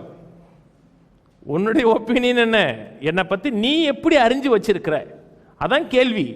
எங்கள் பாஸ்டர் இப்படி சொன்னார், அதை அவள் விடுப்பா, நீ என்னை பற்றி சொல்கிற, பெர்சனலா நீ என்னை புரிந்து கொண்டிருக்கிறாய் கேட்டவொன்னே பேதுரு சொல்கிறான், நீ ஜீவனுள்ள தேவனுடைய குமாரனாகிய கிறிஸ்து. அப்படி சொன்னவொன்னே ஆண்டவர் சொன்னார், உனக்கு பயங்கர அறிவுப்பா. அப்படி சொல்லலை, இது ஒன்று மாம்சமும் ரத்தம் வெளிப்படுத்தல, பரலோகத்திற்கு பிதாவே இதை உனக்கு வெளிப்படுத்தியிருக்கிறாருன்னா இது உன் அறிவில் வந்தது இல்லைன்னு அர்த்தம். நீ அவ்வளோ பெரிய புத்திசாலி இல்லை. 11 பேருக்கும் தெரியலங்க, ஒருத்தருக்கு மட்டும் தெரியுதுங்க. நீ தெரிஞ்சவொன்னே என்ன நினச்சிப்பான், சொல்லிட்டோன்னே அப்படி பின்னாடி பார்ப்பான், பார்த்தியா நம்ம சொல்லிட்டோம்ல, ஒருத்தனுக்கு ஒன்றும் தெரியல, நமக்கு மட்டும் தான் தெரியுது. உடனே சர்றம் தலையில் ஏறிடும். அது ஏறிதான் நிற்கிறான். இவ்வளோ சொன்னதுக்கப்புறம் உனக்கு புரியலைங்க, அப்படி உச்சியில் போயிட்டான். ஏன்னா நமக்கு யாருக்குமே தெரியாத பதில் ஆண்டவரே பாராட்டிட்டார். நம்ம சூப்பர்ப்பா, மாம்சம் ரத்த வெளிப்படத்தில் பரலோக பிதாவின் வெளிப்படுத்திட்டான்னு சொன்னவொன்னே அந்த தேவாலயத்தின் உப்பரிக்கு போயிட்டான். சர்றண்டு உப்பரியில் போய் நின்ட்டான். ஆனால் ஆண்டவர் சிலுவையை பற்றி பேசுகிறார். நான் மறிக்கணும், 3ஆவது நாள் உயிரோடு எழும்பணுன்னு 12 பேருக்கு மத்தியில் பேசிகிட்டு இருக்கிற ஆண்டவரை தனியாக தட்டி கூப்பிட்டு போகிறாங்க. அவன் கொஞ்சம் எந்திரிச்சு வாங்களேன், இல்லைப்பா விடுங்க, அவங்க எந்திரிச்சு வாங்குங்கிறான். அப்படின்னா அந்த அளவுக்கு தலையில் ஏறிடுச்சு. போய் இப்படிலாம் பேசக்கூடாது பார்த்துக்குங்க அப்படின்னு கடிந்து கொள்கிறாங்க அவரை. யார? இயேசுவை கடிந்து கொண்டான் இருக்கு. அதை கொஞ்சம் படிச்சு பாருங்க. 16:22. அப்பொழுது பேதுரு அவரை தனியாக அழைத்து கொண்டு 12 பேருக்கு முன்னாடி தனியாக கூப்பிட்றான். ஒரு ஆளை 12 பேர் பேசிகிட்டு இருக்கோம், பாஸ்டர் கொஞ்சம் எந்திரிச்சு வாங்கன்னா அப்போ உங்களுக்கும் எனக்கும் நல்ல இன்ஃப்ளூயன்ஸ் இருக்குன்னு அர்த்தம். நான் 11 பேருக்கு முன்னாடி என்ன காமிக்கிறான், நீங்களாம் சும்மாப்பா நம்ம தான் பெரிய ஆள், கொஞ்சம் எந்திரிச்சு வாங்களேன் அப்படின்னு கூட்டு போய் தனியாக கூட்டு போய் என்ன சொல்கிறான், ஆண்டவரே இது உமக்கு நேரிடக்கூடாது, இது உமக்கு சம்மதிப்பதில்லை என்று அவரை கடிந்து கொண்டான். கடிந்து கொண்டான்னா திட்டுறான். இப்படிலாம் பேசலாமா, நீங்கள் என்ன பேசுறீங்க நீங்கள்? திரும்பி பேதுருவை பார்த்து எனக்கு பின்னாக போ சாத்தானே. இதை டைரெக்டாக பேதுருவை சொல்லலைங்க. டைரெக்டாக பார்த்தீங்கன்னா நல்லா படித்து பார்த்தீங்கன்னா பேதுருவை சொல்லவே இல்லை. திரும்பி பார்த்து பேதுருவை பார்த்து எனக்கு பின்னாடி போனார், அப்புறம் சாத்தானினார். நான் சொன்னது விளங்குச்சுங்களா? பேதுருவை சாத்தானு சொல்லலை, பேதுருக்குள்ள ஒரு புத்தி வந்துச்சு பார்த்தீங்கன்னா, அந்த புத்தியை சாத்தானினார். பேதுருவை பார்த்து பேதுரு பின்னாடி வா சொல்லிட்டு சாத்தானினார். சாத்தானா பேதுரு சாத்தான் இல்லை, பேதுருக்குள்ள ஒரு புத்தி வந்துச்சு பார்த்தீங்கன்னா, அது சாத்தான் புத்தி. விளங்குச்சுங்களா? முதல்ல பாராட்டினார், கொஞ்ச நேரத்தில் ஒரு விதமான கடிந்து கொள்ளுதல் தான். பிசாசுக்கு செவி சாத்தி விட்டா என்று கடிந்து கொடுக்கிறார். டைரக்டா சொல்லல, பிசாசுடைய புத்தியை கடிந்து கொண்டார், பேதுருவை கடிந்து கொள்ளல. புரியுதா? இப்ப பேதுருக்கு அறிவு வந்துருச்சா? வரல. டைரக்டா கடிந்து கொள்கிறாருங்க. கடிந்து கொண்டாலும் அவருக்கு என்ன செய்யல? அடுத்த அதிகாரம் 17ஆம் அதிகாரம் 16 கடைசியில் வாசிங்க. இங்கே நிற்கிறவர்கள் சிலர் மனுஷகுமாரன் தம்முடைய ராஜ்யத்தில் வருகிறதை காணும் முன் மரணத்தை ருசிபார்ப்பதில்லை என்று மெய்யாகவே உங்களுக்கு சொல்லுகிறேன் என்றார்.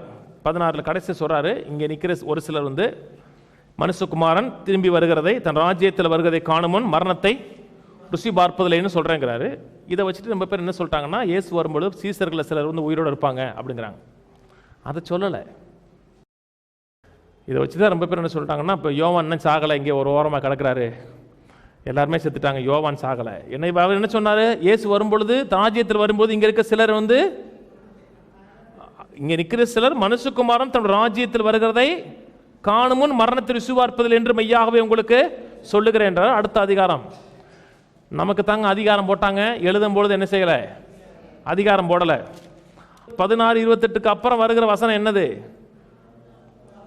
6 நாளைக்கு பின்பு. எதுக்கு 6 நாளைக்கு பின்பு?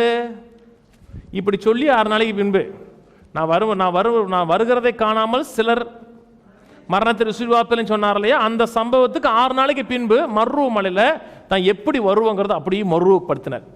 3 பேர் எல்லாரையும் கூட்டு போனார். 3 பேர் தான் கூட்டு போனார். யோவான், பேதுரு, யாக்கோபு 3 பேரையும் கூட்டு போய் மர்ரூ மலையில் தான் வரும் பொழுது எப்படி வருவாங்கிறது அப்படியே மறுரூபப்படுத்தி காமிக்கிறாரு. மறுரூபப்படுத்தி காமித்து கொண்டிருக்கும் பொழுதே பேதுரு வாயை திறந்துட்டார். பேதுரு வாயை திறந்து, ஆண்டவரே இங்கே இருக்குது நல்லது, உமக்கு ஒரு கோயில், எலியாவுக்கு ஒரு கோயில், மோசேக்கு ஒரு கோயில். அவன் பேசிக்கிட்டு இருக்காங்க, அவன் பேச்ச முடிக்கலைங்க. அவன் பேசுகையில் இருக்கு. அவன் பேசும் பொழுதே பிதாவாகிய தேவன் கடிந்து கொள்ள ஆரம்பிச்சிட்டார். முதல் அதிகாரத்தில் கிறிஸ்து கடிந்து கொண்டார், அடுத்த அதிகாரத்தில் பிதாவாகிய தேவன் கடிந்து கொள்றார். இவருக்கு செவி கொடுங்கள்ங்கிறார். இவர்களுக்கு அல்ல, இவருக்கு செவி கொடுங்கள் சொன்ன உடனே ஒரு ஒளியுள்ள மேகம் அப்படி வருது. மேகம் வருது என்றால் தண்டனை வருதுன்னு அர்த்தம். மிரியம் பாவம் செய்கிறா இல்லையா, பாவம் செஞ்சோன்னா என்ன வந்துச்சு? ஒரு மேகம் வந்தது, குஷ்டமாக மாறிட்டாங்க. உங்களுக்கு நல்லா தெரியும், மேகம் வருதுன்னா சம்திங் ராங் நடக்குதுன்னு அர்த்தம். உடனே 3 பேர் அப்படி தலை குப்புற விழுந்துட்டான். சாஸ்டாமல் விழுந்த உடனே இவர் சொன்னார், பயப்படாதேன்னு. நம்மனா என்ன சொல்லியிருப்போம்? கொஞ்சமாச்சும் அறிவு இருக்காப்பா, நான் யாருன்னு தெரியுமா? இப்போ யார் என்னை பற்றி பேசினா தெரியும், பிதா பேசினார்ப்பா, கொஞ்சம் பார்த்து நடந்துக்க. அவர் உடனே சொல்றாரு, பயப்படாதேங்கிற. பயப்படாதேன்னு அவர் தூக்கி எடுக்கிறாருங்க. அதான் கர்த்தர். நீங்க தவறிட்டீங்கன்னா உடனே கரம் நீட்டிடுவாருங்க. அதே அதிகாரம் இன்னும் பேதுரு திருந்திட்டாரா?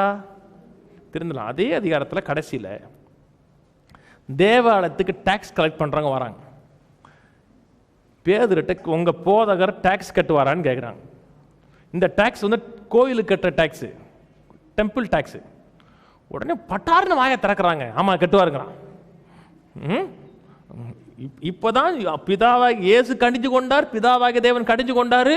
உடனே வீட்டில் வந்து கேட்குறாங்க, வரி வாங்குறவன், கோயில் வரி வாங்குறவன், தேவாலயத்துக்கு வரி வாங்குறவன், உங்க ஆண்டவர் கோயில் வரி கட்டுவாரான்னு கேட்டோன்னா கட்டுவாரு கெட்டுவாருன்னு வீட்டுக்குள்ளே போகும்பொழுது ஆண்டவர் கேட்குறாரு. வெளியே நடந்து எல்லாம் தெரியும். பேதுரு பணம் எடுக்க உள்ளே போகிறான். ஆண்டவர் கேட்குறாரு, அப்பா யார் வரி கட்டுவாங்கன்னு கேட்குறாரு. அந்நியனா தேசத்துக்குரியவனான்னு கேட்குறாரு. அந்நியன் தான் கட்டுவானா, அப்போ பிள்ளைகள் கட்ட வேண்டியில்லையே பாரு. வரி தேவாலயத்துக்கு ஒரு கட்டிட்டாருன்னா தேவாலயத்தை காட்டில் ஒரு சின்னவர்னு அர்த்தம். தேவாலயத்துக்கு வரி யாருக்கு வாங்குறாங்க? அது தேவனுக்கா வாங்குறாங்க. இவர் தேவாலயத்துக்கு கட்டிட்டாருன்னா தேவாலயத்தை காட்டில் இவர் சின்ன ஆள் ஆகிட்டா இருந்தோம். அப்போ ஆண்டவர் சொன்னார், சரி உனக்கு விளங்கலை, அவனுக்கு இடரில் உண்டாவாக்க வேணாம், போய் முதல்ல போய் தூண்டில பாடு, முதல் மீனை பிடி, உனக்கு எனக்கு டாக்ஸ் அதில் இருக்கும். இவனுக்கு வாயை சரியாக திறக்க தெரியல. பேதுரு உனக்கு திறக்க தெரியல, கொஞ்ச நேரம் இப்போ மீன் திறக்கும் பாரு, அழகா நான் யாருன்னு சொல்லும் பாரு. நான் தான் கிரியேட்டர் என்பதை மீன் கரெக்டாக வாயை திறன்னு சொல்லும். போனவொன்னே ஒரு நாணயத்தை எடுக்கிறான், உடனே கட்டுறான். அறிவு வந்துருச்சா?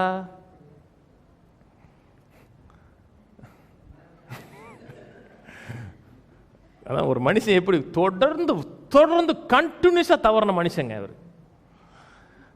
மேடரில் ஆண்டவர் கூட்டு போகிறாரு. மேடரில் கூட்டு போய் யார் பாதத்தை யார் கழுவுவாங்கன்னு பெரிய யாருமே கழுவுறதுக்கு ரெடி இல்லை. ஆண்டவர் கழுவுறாரு. கழுவுன உடனே பேதுருட்ட வர்றாரு. எல்லாருமே அமைதியாக இருக்காங்க.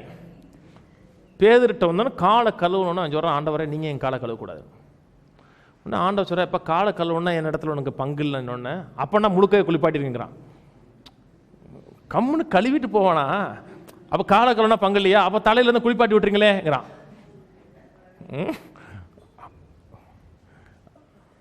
யோவான் 13 இந்த சம்பவம் இருக்கு.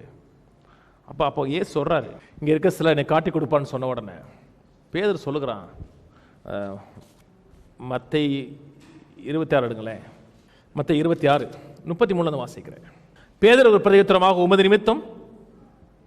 நிமித்தம் எல்லாரும் இடரடைந்தாலும் நான் ஒரு காலம். எல்லாரும் நடத்தான்.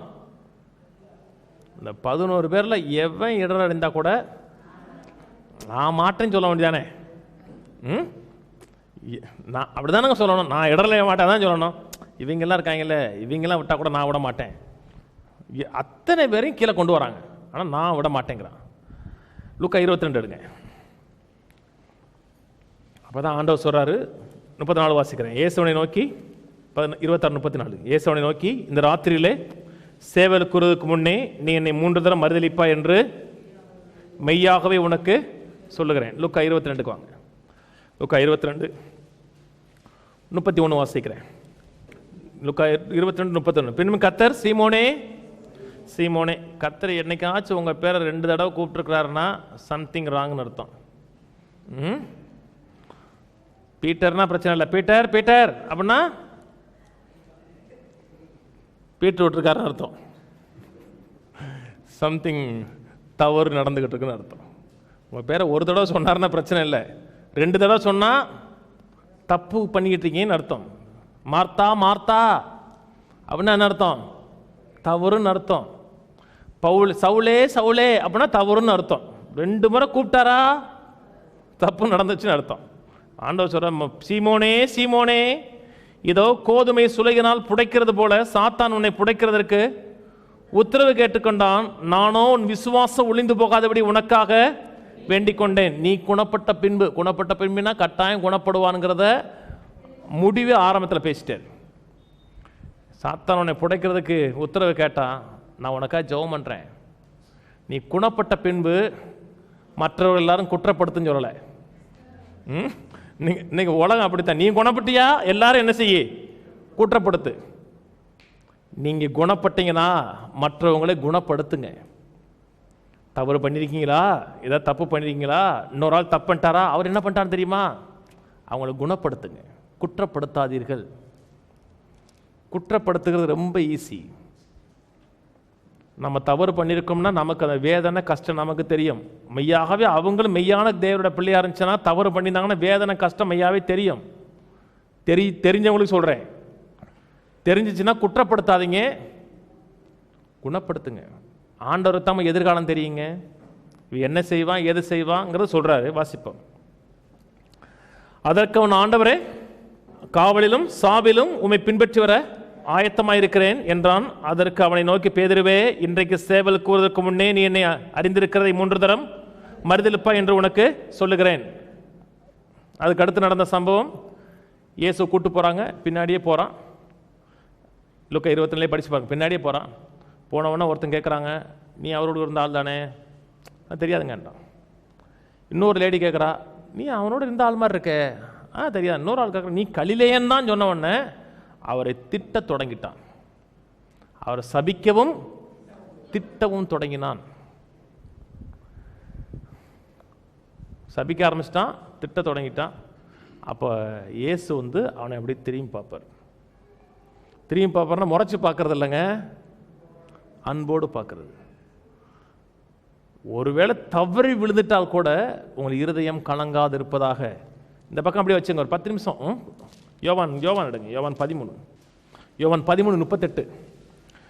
இயேசுவின் பிரதியுத்தரமாக, எனக்காக உன் ஜீவனையும் கொடுப்பாயோ? சேவல் கூறுவதற்கு முன்னே நீ என்னை 3 தரம் மறுதலிப்பாய் என்று மெய்யாகவே மெய்யாகவே உனக்கு சொல்லுகிறேன். உங்கள் இருதயம் கலங்காதிருப்பதாக தேவனிடத்தில் விசுவாசமாயிருங்கள், என்னிடத்திலும். இதனுடைய கண்டினியூஷன் அது. நம்ம தான் 14ஆம் துண்டா பிரிச்சிட்டோம். 3 தரம் மறுவிழிச்சா கூட உங்கள் இருதயம் கலங்க வேணாம். என்னிடத்தில் விசுவாசமாறு, தேவனிடத்தில் விசுவாசமாறு, திரும்பி ஒன்று ரெஸ்டோர் பண்ணி தூக்கிடுவேன். தவறு பண்ணிட்டா கூட கலங்க வேணாங்க. கர்த்தர் மேலே விசுவாசம் உள்ளவருங்க. எண்ணங்களையும் சிந்தைகளையும் கர்த்தர் மேலே வைங்க. அதுக்கப்புறம் சிலுவைக்கு போகிறார். சிலுவைக்கு போனதுக்கப்புறம் உயிர் தெழுகிறார். இந்த சம்பவம் இருக்கு இல்லையா, அந்த சம்பவம் பார்த்தீங்கன்னா, சேவல் கூவுது, கரி நெருப்பு அந்த இடத்துல போடப்படுகிறது. கரி நெருப்பு போடும் பொழுது தான் அவரை திட்டவும் வையம் தொடங்கினான். இயேசு உயிர் தெழுகிறார். உயிர் தெழுந்த உடனே குறிப்பாக பேதுருட்ட போய் சொல்லுங்கிறார். நான் உயிர் திறந்துட்டேங்கிறத பேதுருட்ட சொல்லுங்கிறாரு. ஏன்னா அவன் ஏதாச்சும் ஒரு மூலையில் வேதனைப்பட்டிருப்பான். அவரை காட்டி கொடுத்தாச்சே, இனிமேல் வாழ்க்கையில் எதிர்காலம் இருக்கா, உலகம் முழுவதும் சுவிசேஷம் சொல்ல முடியுமா, தேவனுடைய திட்டங்களை நோக்கம் நிறைவேற்ற முடியுமான்னு கலங்கி தவித்து கொண்டிருக்கும் போது நேராக கர்த்தர் சொல்றார், பேதுருட்ட போய் டைரக்டாக சொல்லுங்கிறார். உயிர் தெழுகிறார். இனிமேல் ஆண்டவர் நம்மை பயன்படுத்துவாரா இல்லையான்னு அவனுக்கு ஒன்றும் உறுதி இல்லை. மீன் பிடிக்க போயிட்டான். மீன் பிடிக்க போனோன்னா ஆண்டவர் கேட்டார், பிள்ளைகளே சாப்பிட்றதுக்கு ஏதாச்சும் உண்டான்னு கேட்குறாரு. உடனே யோவான் சொல்கிறார், ஆண்டவருங்கிறாரு. உடனே பேதுரு மேல் சட்டை இல்லாதவனாய் நிர்வாணவனாய் இருந்தான்னா, நிர்வாணம் அல்ல, கீழ் சட்டை போட்டிருந்தா, மேல் சட்டை போடல. நான் சொன்னேன், அந்த காலத்தில் கீழ் சட்டை மட்டும் போட்டிருந்தா கூட பாதி நிர்வாணம் மாதிரி தான். உடனே சட்டையை போட்டு நேரம் ஆண்டவர்கிட்ட குதிச்சு ஓடி வந்துட்டான். குதிச்சு வந்த உடனே அங்கே கறி நெருப்பு இருக்கு இல்லையா? அங்கே எப்போ காட்டி கொடுத்தான்? கறி நெருப்பு இருக்கு முன்னாடியே காட்டி கொடுத்தான். கறி நெருப்பு இருக்கிறது, அதில் மீன் பொரிச்சு இருக்கிறது, பொரிச்சு இருக்கிற நேரத்தை அது ஒரு அதிகாலை வேலை. எப்போ கூப்பிட்டாரு? காலையில் தான் கூப்பிட்றாரு.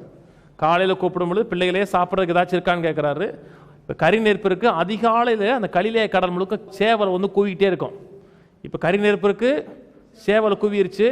இனிமேல் பேதர் எப்போவாச்சும் கறி நெருப்பையும் சேவலையும் பார்த்தோம்னா காட்டி கொடுத்துட்டோமே நினைக்க மாட்டான்.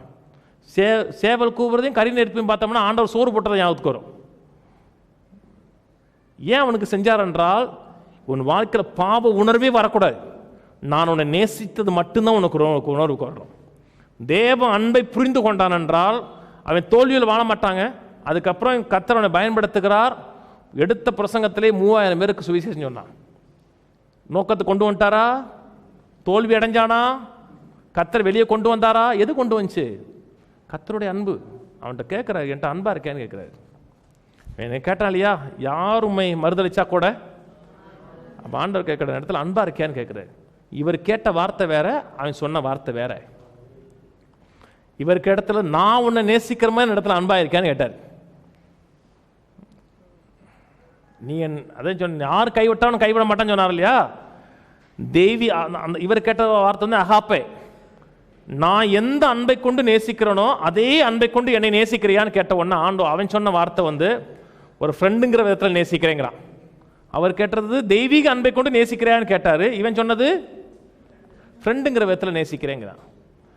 ஆண்டவர் திரும்பி கேட்குறாரு, அதே சொல்கிறான். 3வது வார்த்தை அவர் ரேஞ்சுக்குள்ளே இறங்கி வந்தார். ஒரு ஃப்ரெண்டுங்கிற மாதிரியாச்சும் நேசிக்கிறியான்னு கேட்ட உடனே ஆண்டவர் நமக்கு எல்லாமே தெரியும் ஆண்டவரேன்னு சொல்லி மனங்கசந்து அழுகிறான். இனிமே நாடுகளை மேயினர்.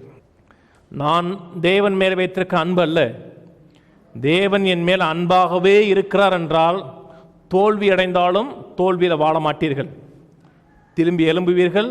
தேவன் அழைத்த நித்திய நோக்கத்துக்கு கர்த்தரை கொண்டு போவார். ஓட்டத்தை ஜெயமாக நிச்சயமாக முடிப்பீர்கள். தோல்விக்கும் உங்களுக்கும் சம்பந்தமே கிடையாது. ஒரு நாளும் தோல்வியை சிந்திக்காதீங்க. விழுந்த இடத்துக்கே போகாதீங்க. லக்கை நோக்கி தொடருங்க. லக்குங்கிறது பிரகாசமானது, மேன்மையானது. அடுத்த வாரம் தொடருவோம், எழுந்து நிற்போம். கர்த்தருக்கு நன்றி செலுத்துவோம். பிதாவே துதிக்கிறோம், ஸ்தோத்திரிக்கிறோம். இயேசு நாமத்தில் நமக்கு நன்றி செலுத்துகிறோம். வாழ்க்கையில் நற்கிரியில் ஆரம்பித்தவர் நீர் கர்த்தாவே, அது கிறிஸ்துவின் நாள் வரை முடிய வரைந்தும் நடத்த வல்லவராக இருக்காம நன்றி செலுத்துகிறோம். விசுவாசத்தை துவைக்கினவர் நீர், அதை முடிக்கிற தேவனாக இருக்கிறீர், அதுக்காக நன்றி செலுத்துகிறோம். என்னுடைய குறைவுகளையும் எங்களுடைய தோல்விகளையும் தோல்வியின் எண்ணங்களையும் சிந்தித்து வாழாமல் கிறிஸ்துவுடைய மன்னிப்பையும் அவருடைய ஞானத்தையும் அவர் சர்வ வல்லமை அறிந்து தேவன் என்னை எந்த நிலையில் இருந்தால் நேசிக்கிறார், மன்னிக்கிறார் என்பதை உணர்ந்து அந்த அன்புக்கு மறு உத்தரவு கொடுக்கிற மக்களாய், அன்பில் இளைப்பாறுகிற மக்களாய் எங்களை மாற்றுவதற்காக கண்டு செலுத்துகிறோம். ஒரு நாளும் குற்ற உணர்விலையும் பாவ உணர்விலையும் வாழாதபடி கிறிஸ்துவை நேசித்திருக்கிறார் அந்த அன்பிலே இளைப்பாறவும், அந்த அன்பிலே வேரூன்றி கட்டப்படும் எனக்கு உதவி செய்ய வேண்டுமா ஜெபிக்கிறேன். ஆசீர்வதியும் தயவும் இரக்கம் அனுகூலம் ஆசீர்வாதம் வாழ்க்கையின் பங்காக இருக்காம கண்டு செலுத்துகிறோம். மிகுந்த கிருபை எதிர்பார்க்கிறோம்.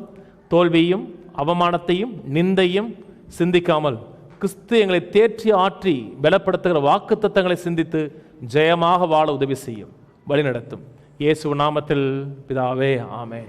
இந்த கர்த்தராகிய இயேசு கிறிஸ்துவின் கிருபையும் பிதாவாகிய தேவனுடைய அன்பும் பரிசுத்தாவின் ஐக்கியமும் இன்றைக்கும் என்றைக்கும் கிறிஸ்துவின் வருகை மட்டும் இருப்பதாக, ஆமென்.